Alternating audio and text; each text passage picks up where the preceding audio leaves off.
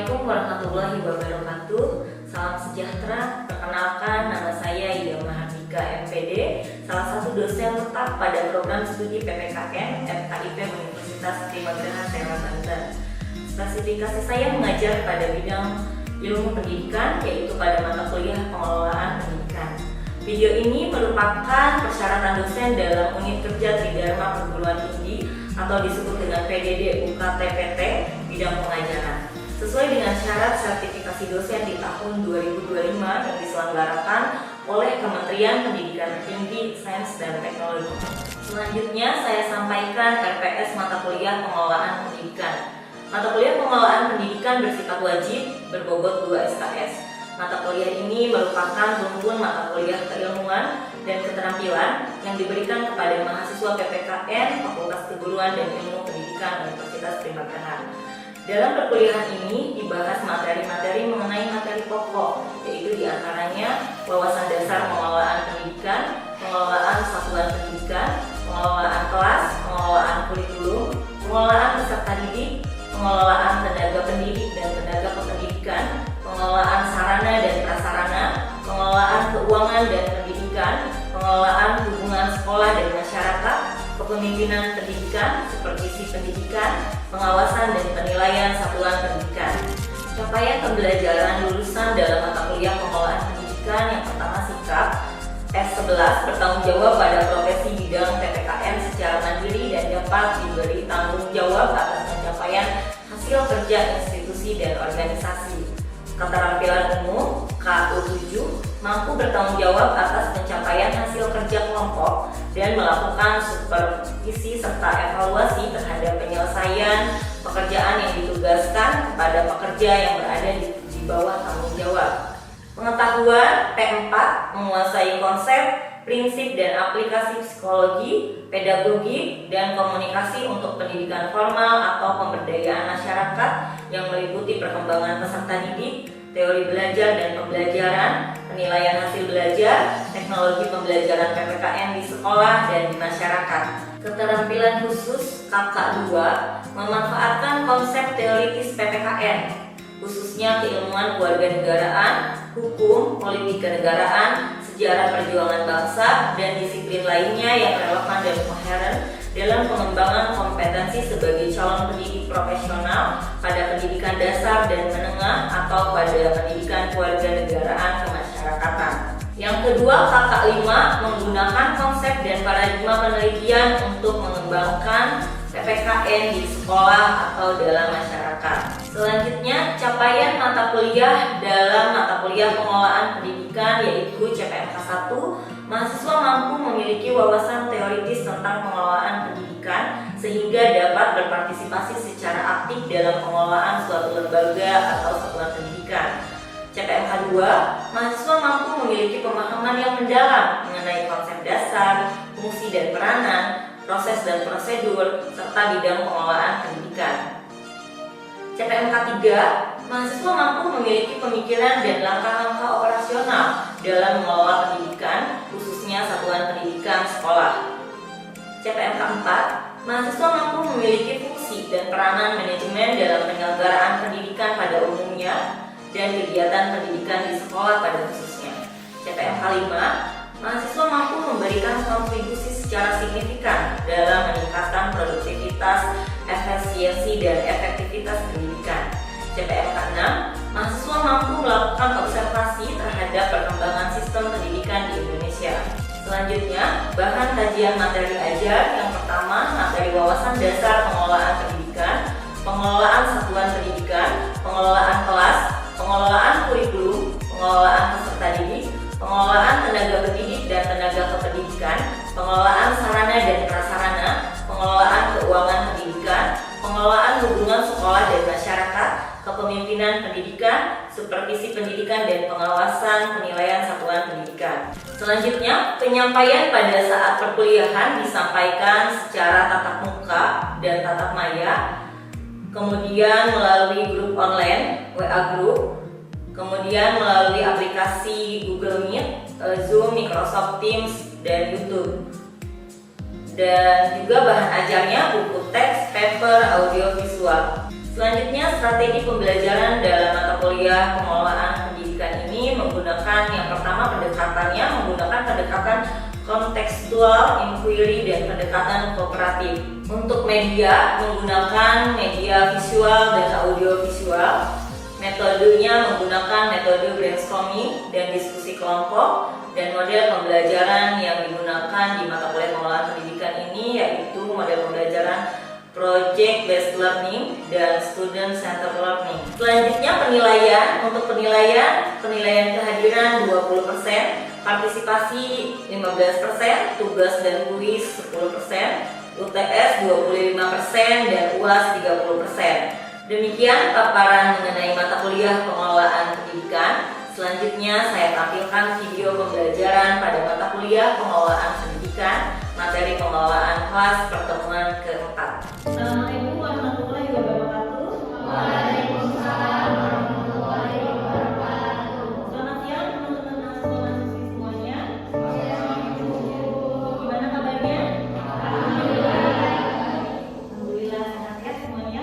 Sudah siap untuk belajar hari ini? Hari ini di mata kuliah pengelolaan pendidikan kita akan membahas materi mengenai pengelolaan kelas ya. Yang sebelumnya di minggu lalu kita sudah belajar mengenai materi pengelolaan satuan pendidikan. Dan itu sudah memberikan tugas dari materi pengelolaan satuan pendidikan. Sudah dikerjakan tugasnya? Sudah semua ya mengerjakan. Ada yang masih ingat apa inti dari materi yang sudah kita pelajari di materi pengelolaan satuan pendidikan? Ya, Dija? Waalaikumsalam warahmatullahi wabarakatuh. Pengelolaan satuan pendidikan adalah suatu proses komprehensif yang melibatkan perencanaan, pengorganisasian, pelaksanaan, dan pengawasan sumber daya serta kegiatan dalam suatu lembaga pendidikan untuk mencapai tujuan pendidikan secara efektif dan efisien. Nah, tujuannya itu kayak untuk meningkatkan kualitas mutu pendidikannya dan juga untuk menciptakan suasana lingkungan belajar yang kondusif. Terima kasih. Bagus sekali Dija masih ingat materi minggu lalu ya terkait materi pengelolaan satuan pendidikan, di mana di situ di dalam pendidikan kita harus bisa gitu ya dalam mengelola pendidikan itu seperti apa. Apalagi sebagai calon guru, teman-teman semuanya sebagai calon guru itu harus tahu pengelolaan di dalam satuan pendidikan. Apalagi ini juga berkaitan dengan materi di pertemuan hari ini, yaitu bagaimana mengelola kelas gitu ya. Sebagai calon guru harus tahu bagaimana caranya mengelola kelas ya. Oke baik, hari ini kita mulai dulu materi pengelolaan kelas.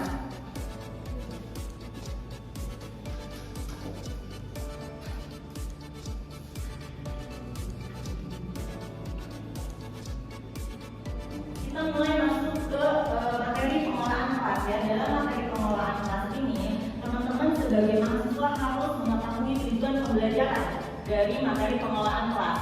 Yang pertama itu ada CPL. CPL ini adalah capaian lulusan. Teman-teman sebagai calon guru harus lulus dari mata kuliah ini dengan menunjukkan sikap bertanggung jawab atas pekerjaan di bidang keahlian teman-teman sebagai calon guru ya. Secara mandiri tentunya dan menguasai tentang dasar-dasar ilmu pendidikan dan keguruan. Kemudian selanjutnya teman-teman harus mengetahui juga CPMK ya. CPMK ini adalah capaian mata kuliah. Teman-teman sebagai mahasiswa harus mampu menganalisis dan mendeskripsikan pengelolaan kelas.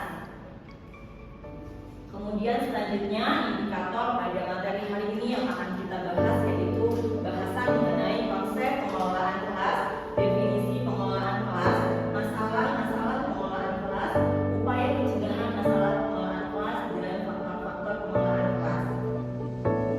Oke, kita mulai membahas mengenai apa itu pengelolaan kelas.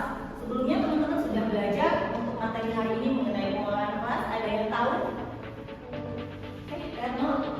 Jadi pengelolaan itu kayak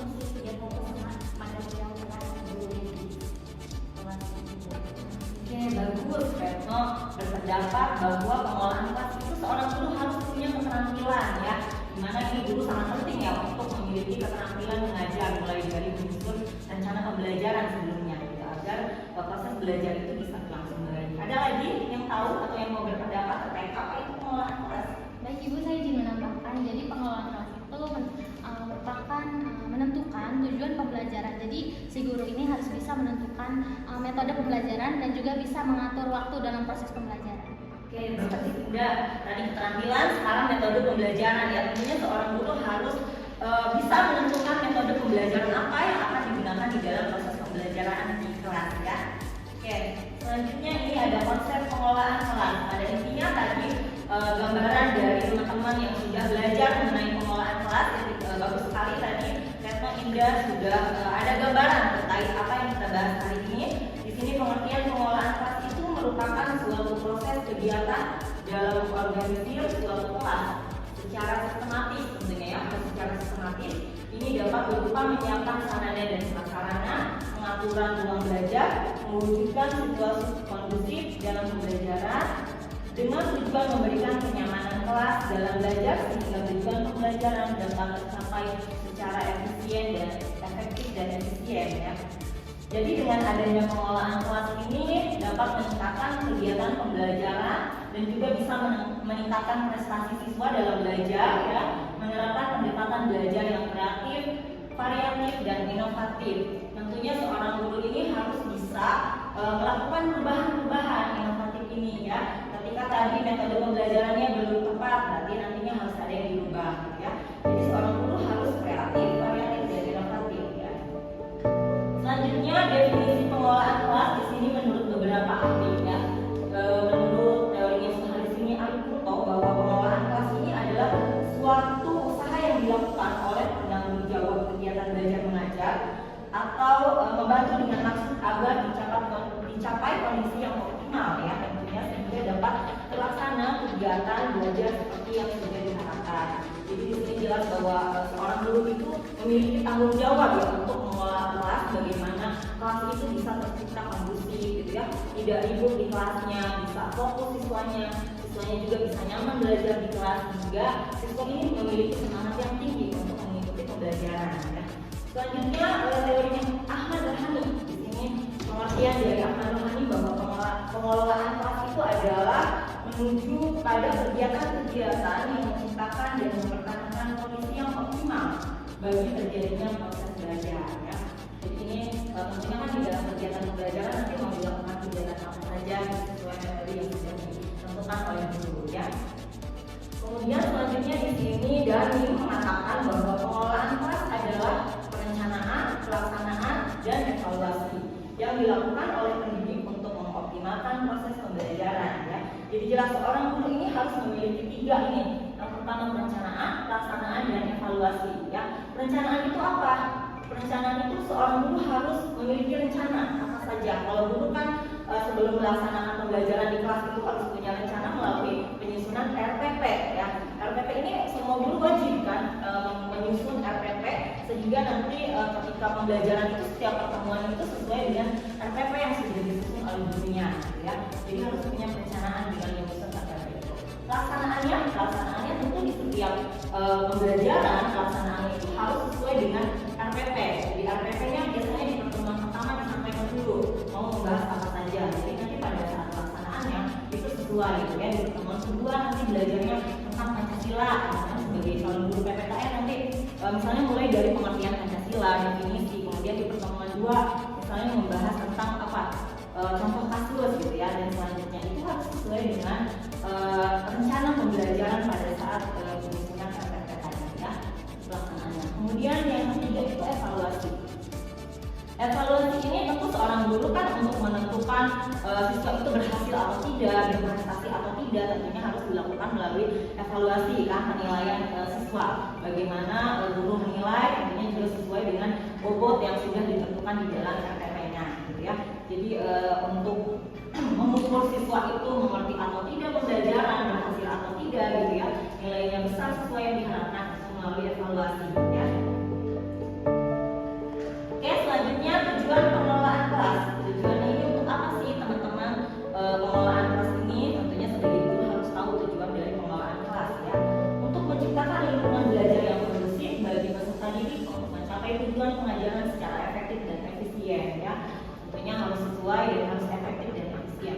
Waktunya pas, ya, tidak lebih atau tidak kurang. Kemudian juga mencapai tujuan kondusifnya itu siswanya ini bisa merasa kondusif berada di kelas gitu ya, sehingga merasa ingin semangat belajarnya dan nyaman berada di kelas, mengikuti pembelajaran dari awal sampai akhir gitu ya, sampai selesai. Kemudian selanjutnya tujuan dari pengelolaan kelas juga untuk membina dan membimbing siswa sesuai dengan latar belakang sosial, ekonomi, keluarga, budaya, dan sifat-sifat dirinya. Sebagai calon guru, teman-teman nanti ketika menjadi guru di kelas itu pasti menemukan siswa yang bermacam-macam gitu ya, dan berbeda-beda sifatnya. Itu teman-teman gimana ketika menjadi guru itu bisa membimbing semua gitu ya, merangkul semua dengan tidak membeda-bedakan, bisa membina dan membimbing gitu ya, merangkul semua. Intinya bagaimana kelas itu bisa tetap bersatu gitu ya, dan teman-teman tidak membedakan gitu. Jadi harus mampu membina dan membimbing ya, tidak membeda-bedakan siswanya. Selanjutnya faktor-faktor pengelolaan kelas. Di sini ada 3 faktor. Yang pertama ada kondisi fisik, yang kedua ada kondisi sosial emosional, dan yang ketiga kondisi organisasional. Oke, selanjutnya setelah tadi kita bahas mengenai konsep apa itu pengelolaan kelas, di dalam pengelolaan kelas juga biasanya ada muncul permasalahan-permasalahan ya. Yang pertama pasti masalahnya dari peserta didik gitu ya, yang tadi siswanya ini ada yang melakukan keributan gitu, di situ dia reaksinya negatif kan, ada yang reaksinya positif, reaksinya negatif, kemudian juga kurangnya kesatuan siswa ya, menolak kerjasama siswanya. Ini tentunya ini siswa yang tidak bisa menyesuaikan dengan lingkungan kelas ya. Kemudian selanjutnya masalah penataan ruang kelas. Tadi yang disampaikan, penataan ruang kelasnya itu harus sesuai kan.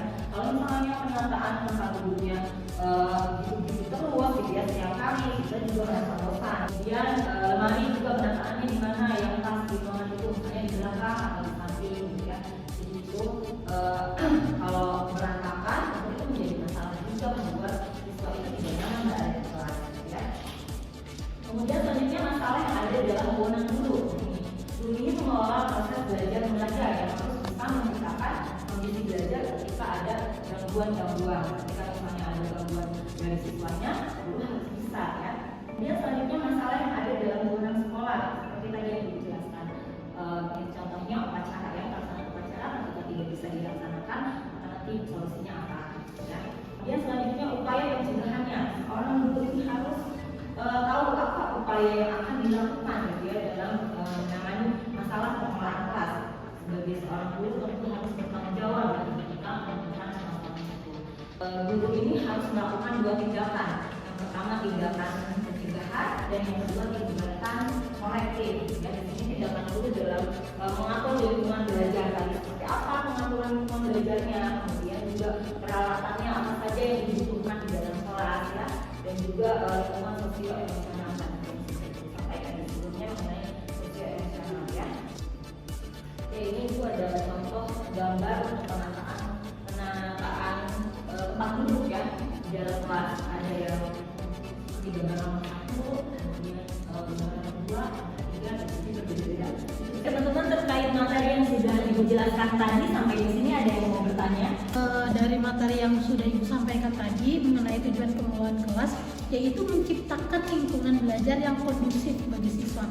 Lalu bagaimana Ibu jika suasana kelas pada saat siang hari itu tidak fokus, tidak nyaman, atau bosan berada di ruang kelas? Ketika siang hari kebanyakan siswa itu biasanya bosan gitu ya, ngantuk. Nah itu tadi sebagaimana Ibu sudah jelaskan di materi sebelumnya, bahwa seorang guru itu harus bisa melihat kondisi gitu ya, kondisi ruangan di kelasnya. Siswanya dilihat apakah siswanya ini masih kondusif atau tidak gitu ya, apakah masih ada yang ngobrol, ribut gitu, tidak memperhatikan gurunya menjelaskan, maka itu harus dilihat kondisinya. Kalau misalnya kondisinya sudah tidak kondusif, sudah tidak memungkinkan untuk diberikan pembelajaran, berarti harus tadi yang diberikan contoh mengenai penataan ruang kelas gitu ya. Siswanya biar fokus, coba nanti dibagi dirubah duduknya gitu ya. Duduknya misalnya bisa yang contoh yang nomor 1. Jadi nanti siswanya semuanya menghadap ke guru gitu ya. Oke, baik teman-teman, setelah mendengarkan penjelasan dari Ibu yang sudah dibahas mengenai konsep pengelolaan kelas, sekarang teman-teman Ibu minta untuk membentuk kelompok kecil. Silahkan dibentuk 3 kelompok. Yang Ibu tampilkan ini contoh kasus permasalahan seorang guru di sekolah ya. Kemudian teman-teman berikan upaya atau solusinya. Solusi apa yang tepat terkait contoh kasus ini?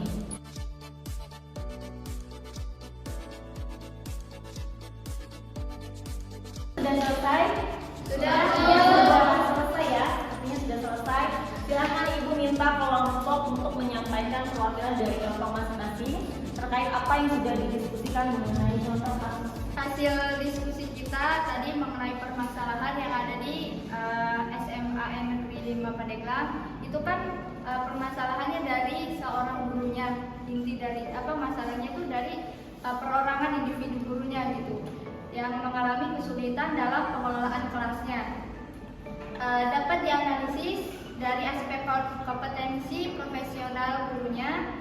Guru ini kan merupakan kunci keberhasilan gitu dalam proses pembelajaran. Tapi ketika guru kurang paham materi pembelajarannya, terus kurang paham dalam metode pengelolaan media pembelajaran, ya tentu dapat mengakibatkan pembelajarannya kurang efektif. Jadi menurut kelompok luas diskusi kita dari sini, dari sisi psikologi pendidikan, guru yang tidak memahami materi dengan baik dan kesulitan menentukan metode pembelajaran mungkin mengalami tekanan atau kurangnya motivasi intrinsik.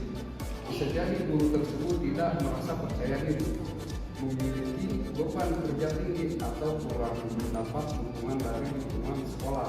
Kondisi ini akan mempengaruhi cara guru mengajar dan menciptakan suasana kelas yang tidak kondusif.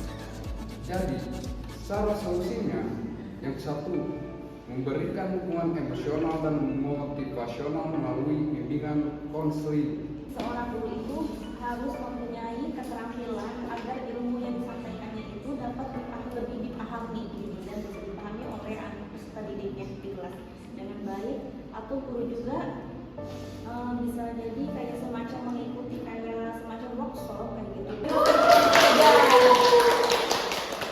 Ibu harap semuanya bisa memahami dan mempunyai bekal bagaimana menjadi seorang guru. Ada yang mau berpendapat rencana apa yang akan dilakukan teman-teman ketika nanti menjadi guru? Apa yang akan dilakukan dalam mengelola kelas? Jika nanti saya menjadi seorang guru, saya berencana akan mengelola kelas dengan efektif, dengan efisien, menyusun rencana pembelajaran dengan sebaik mungkin dan sesuai dengan sistematis yang ada di sekolah tersebut. Dan juga yang paling penting itu memberikan reward kepada siswa dan siswi yang berprestasi maupun yang memiliki keterampilan yang lebih. Itu saja Ibu, terima kasih. Oke, terima kasih Yuyun atas pendapatnya. Yuyun sudah memiliki rencana terkait nanti bagaimana Yuyun menjadi guru apa yang akan dilakukan di dalam kelas ya. Ibu harap semua teman-teman juga bisa memiliki rencana yang sama seperti Yuyun dan bisa memahami apa yang sudah kita pelajari pada pertemuan hari ini mengenai pengelolaan kelas ya. Oke, baik teman-teman, setelah tadi teman-teman sudah melaksanakan diskusi dan sudah mendengarkan hasil dari diskusinya masing-masing ya. Ibu harap semuanya bisa memahami dan mempunyai bekal bagaimana menjadi seorang guru. Sebelumnya, Ibu ingin mendengarkan kesimpulan dari apa sih yang teman-teman dapat dari materi pembelajaran hari ini, dari materi pengelolaan kelas. Ada yang mau mengeluarkan pendapatnya? Di sini Bu. Ya, silakan Akbar. Setelah Akbar amati dan Akbar catat perkuliahan di hari ini. Jadi untuk kesimpulan pada pertemuan hari ini,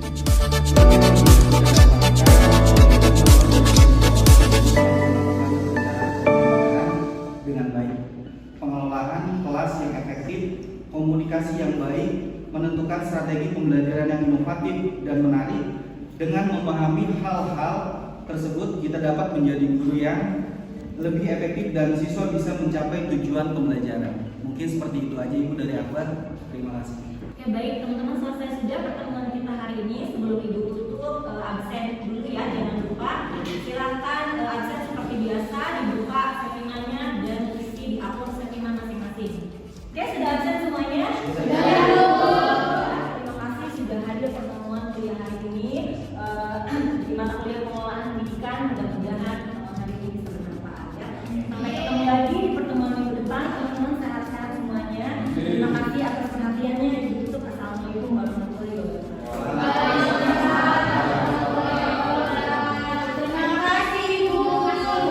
Demikian deskripsi singkat serta cuplikan proses pembelajaran dari mata kuliah pengelolaan pendidikan yang saya ampuh. Semoga dapat memberikan gambaran terkait kinerja pengajaran yang saya lakukan di mata kuliah pengelolaan pendidikan pada program studi PPKN UPG. Demikian yang dapat saya sampaikan. Mohon maaf apabila ada kesalahan. Terima kasih. Wassalamualaikum warahmatullahi wabarakatuh.